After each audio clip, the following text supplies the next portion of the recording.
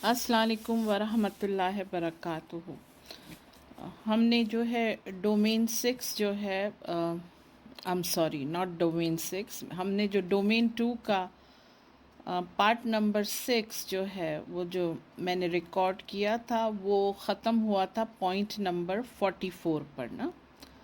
तो शुरू करते हैं पार्ट 7 और है ना point number 45 domain 2 asset security. अच्छा, पॉइंट नंबर 45 क्या है? Business slash mission owners roles are viewed differently in different organizations.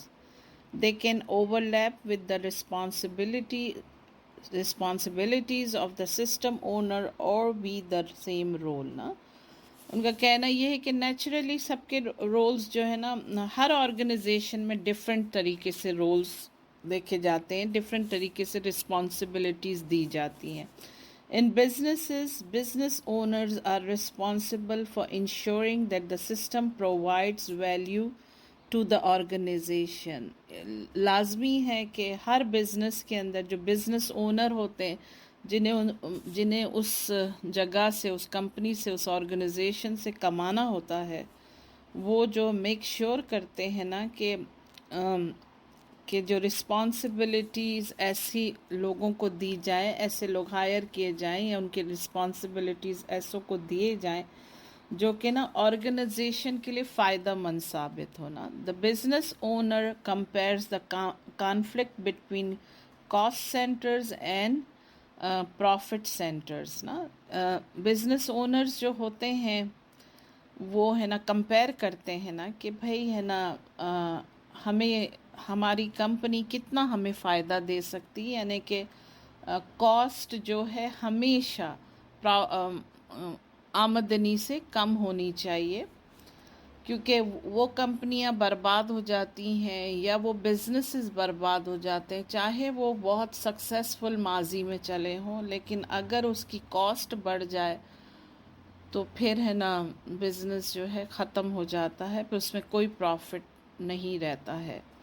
Organization often implement IT governance methods such as control objective for information and related technology ना। Covid के बारे में हम domain 1 के अंदर पढ़ चुके हैं ना।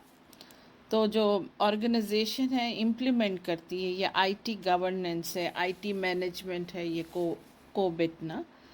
Point number 46 data processor and data controllers, ये भी इम्पॉर्टेंट है एग्ज़ाम के लिए, और इसके बारे में हम जो है डोमेन 1 में भी पढ़ चुके हैं। Generally a data processor is any system use to process data. Simple सी बात है कि डेटा प्रोसेसर क्या है? एक सिस्टम होता है जो प्रोसेस करता है डेटा को ना। However in the context of the GDPR which is what, GDPR जो है वो याद करें क्या है।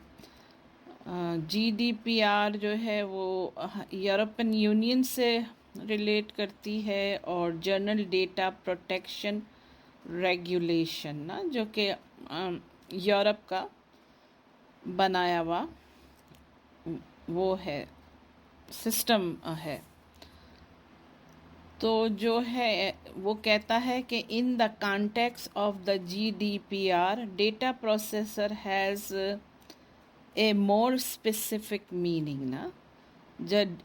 The GDPR defines a data processor as a natural or legal person। ठीक है, डेटा प्रोसेसर को GDPR इस तरह से देखता है कि वो एक लीगल पर्सन यानी कि अथोराइज पर्सन होना चाहिए, पब्लिक अथॉरिटी, एजेंसी और other body which processes personal data solely on behalf of the controller ना।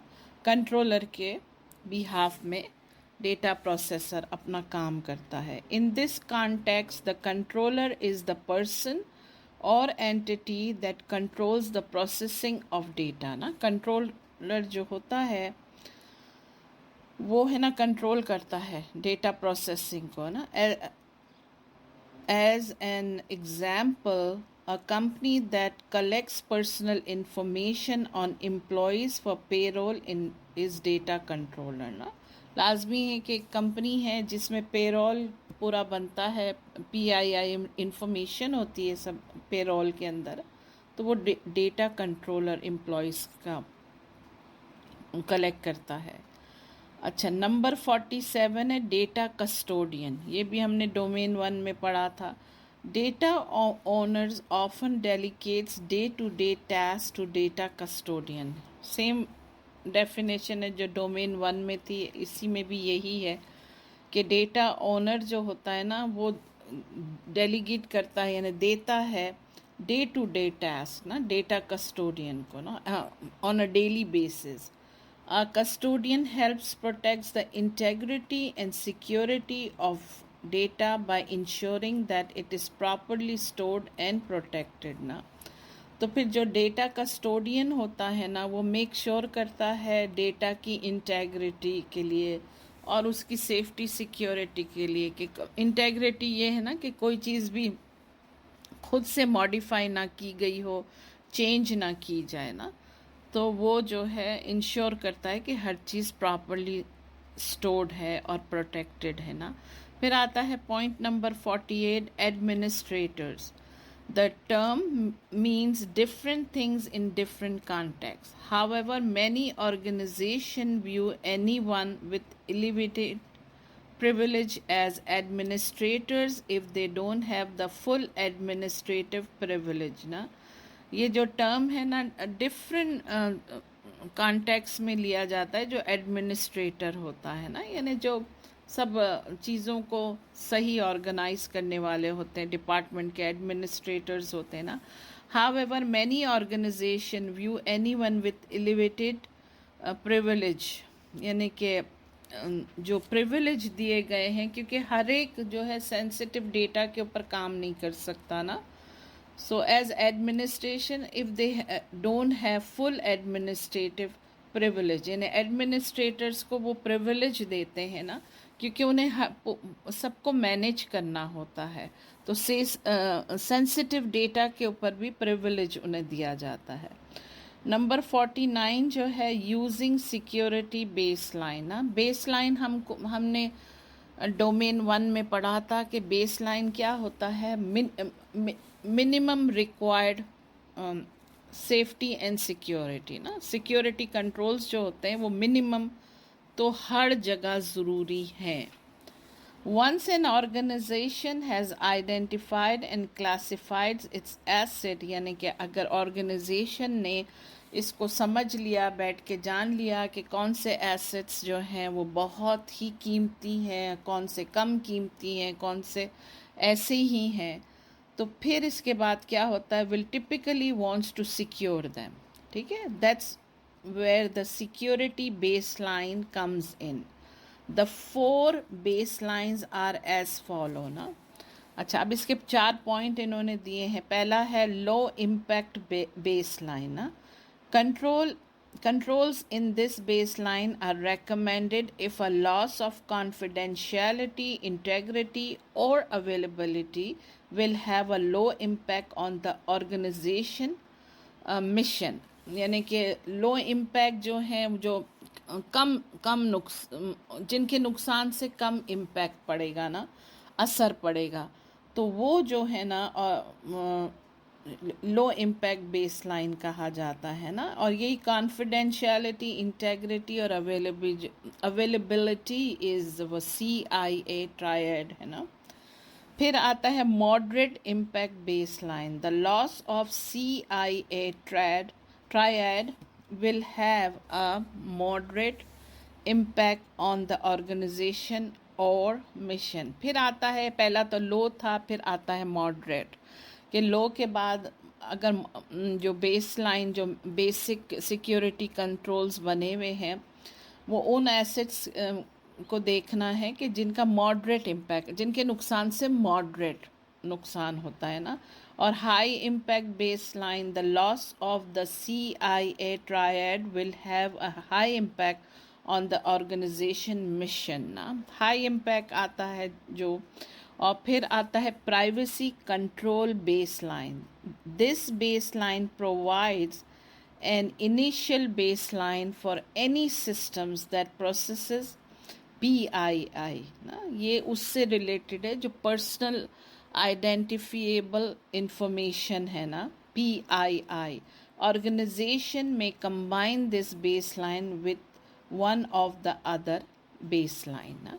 फिर आता है number 50, comparing tailoring and scoping. After selecting a control baseline, organization fine-tune it with a tailoring and scoping process. अब ये क्या है भाई tailoring and scoping process? A big part of the tailoring process is aligning the control with an organization's specific security requirement. इसने बहुत अच्छा इसका example दिया है. उसका एग्जाम्पल इसने कुछ इस तरह से दिया है कि as a comparison think of the clothes tailor who alter और रिपेयर क्लोथ्स. एक दर्जी है जो है ना ऑल्टरेशन करता है ना, ठीक है ना. If a person buys a suit at a high end retailer, अगर कोई शख्स जो है वो किसी नेम ब्रांड जगह से अपना सूट बाय करता है, महंगा सूट बाय करता है. A tailor modifies the suit to fit the person perfectly ना. लाजमी है कि वो एक हाई एंड स्टोर से बाय कर रहा है और है ना उसने बहुत अच्छे पैसे दिए हैं उस सूट के. तो हर जो सूट के स्टोर्स होते हैं उनमें वो उन्होंने रखे हुए होते हैं, टेलर्स रखे हुए होते हैं जो ऑल्टरेशन करते हैं ना. तो लाजमी है कि हर जो रेडीमेड सूट होते हैं वो हर एक को एग्जैक्टली नहीं फिट करते हैं. किसी को किसी जगह से ढीला होता है या किसी को किसी जगह से छोटा होता है. तो वो जो है ना टेलर उसको ऑल्टरेशन करता है ना. तो टेलर कैसे ऑल्टरेशन करता है? जो बंदा जिसने ख़रीदा है उसी के एग्जैक्टली नाप के हिसाब से उसको ऑल्टर करता है ना. So if a person buys a suit at high end retailer, a tailor modifies the suit to fit the person perfectly ना. Similarly, tailoring as a baseline ensured it is a good fit for the organization ना. बहुत अच्छी बात बोली है कि जिस तरह से वो शख्स के एग्जैक्ट साइज़ का एक दर्जी बनाता है, इसी तरह जो है ना ये जो टेलरिंग अब बेसलाइन इंश्योर्स करती है कि वो चीज़ को लाया जाए जो एग्जैक्टली कंपनी के लिहाज से हो, कंपनी को फिट करती हो और जो है ना वो कम हो ना वो ज़्यादा हो. It includes the following activities. उसको फिर उन्होंने बताया identifying and designing common controls. Identify करो, डिज़ाइन करो कॉमन कंट्रोल्स को. अप्लाइंग स्कूपिंग कंसिडरेशन, ठीक है. स्कूपिंग अभी मैं बताती हूँ क्या है. Selecting compensating controls, assigning control value ना. Scooping is a part of a tailoring process and refer to reviewing a list of baseline security controls and select only those controls that apply to the IT system you are trying to protect now. Scooping जो होता है ना वो है ना part of the tailoring process, यानी वही दर्जी वाली बात, टेलरिंग प्रोसेस ही होता है. लेकिन वो है ना स्कूपिंग क्या होता है कि उसको फिर रिव्यू किया जाता है सारे लिस्ट बेसलाइन कंट्रोल्स की ना, और मेक श्योर किया जाता है कि जो है ना ये जो अप्लाई कर रहे हैं वो बिल्कुल एग्जैक्टली उसी के लिए बिल्कुल फिट है, परफेक्ट है उस एसेट के लिए. ये सिक्योरिटी कंट्रोल बिल्कुल इसी तरह से कि जब दर्जी ऑल्टर कर देता है तो वो फिर आस्क करता है कस्टमर से कि आप पहन कर देखिए ना बिल्कुल सही है आपको कि नहीं ना. तो ये प्रीटी मच सिमिलर ये इसका एग्जाम्पल है. اور ہے نا پوائنٹ نمبر 51، کیونکہ پوائنٹ نمبر 51 اس کا لاسٹ پوائنٹ ہے، الحمدللہ یہ انشاءاللہ تعالی اللہ اسے پورا کرا دیں گے، وہ ہے standard selection when selecting security controls within a baseline.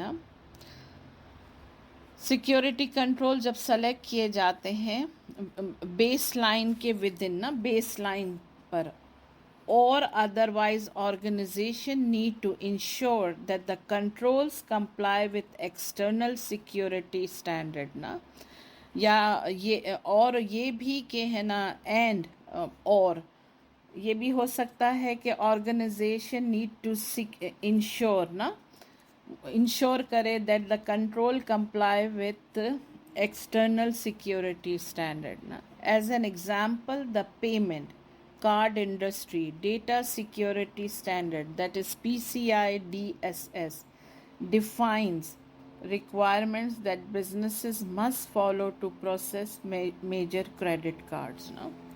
اس نے اگزامپل اس طرح سے دیا ہے کہ جو کریڈٹ کارڈ کی میجر کریڈٹ کارڈز ہوتے ہیں ان کی جو پیمنٹ ہوتی ہے نا، ڈیفائن ریکوائرمنٹ، اس کی ساری ریکوائرمنٹ کو ڈیفائن کیا جاتا ہے that the businesses must followed, یعنی کہ اگر آپ اپنا کریڈٹ کارڈ کسی کو دیتے ہیں، کسی جگہ سے کچھ بائی کرتے ہیں، تو پھر جو ہے نا آپ کا کریڈٹ کارڈ جو ہے نا بہت سیکیور ہونا چاہیے.